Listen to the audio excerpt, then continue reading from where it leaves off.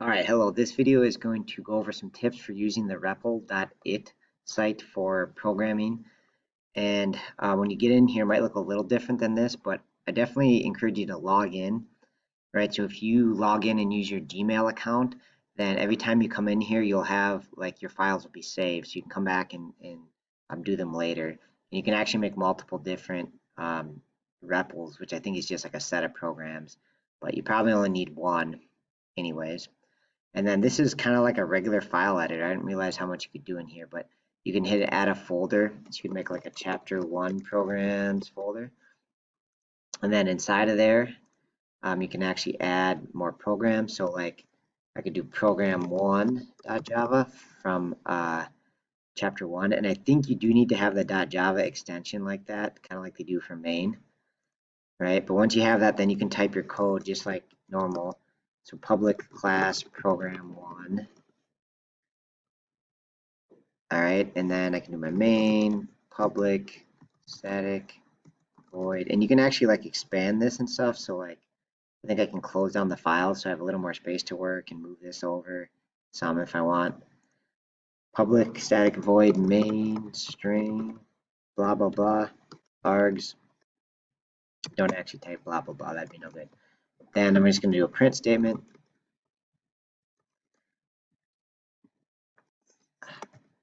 Hello, friends.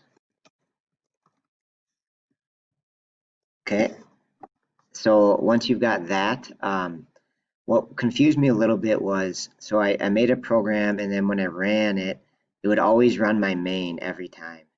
So like I hit run and it just keeps doing hello world from my main and I couldn't get program 1 to run here. Like I couldn't figure that out. Like every time I ran it would run main every time. But what I figured out is if you go into this window, you can um you need to like compile it. Mine doesn't seem to have a compile button, but you need to make sure your stuff is compiled and saved and everything.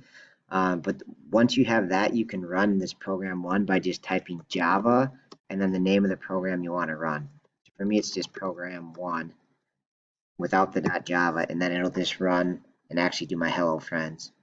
Okay, and if I want to run main, I think I would just type Java main, right? So you just do Java and then the name of the program you want to run. So that's pretty slick.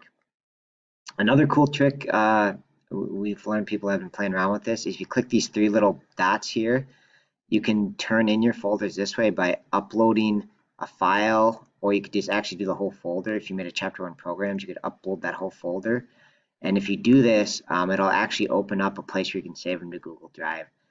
For me, it looks different because I'm on a computer here, but if you're on your Chromebook, it'll give you an option like a Google Drive option, and then you just got to go to shared with me, remember, click shared with me and then search for turn in, and you should be able to find your turn in folder and turn them in that way.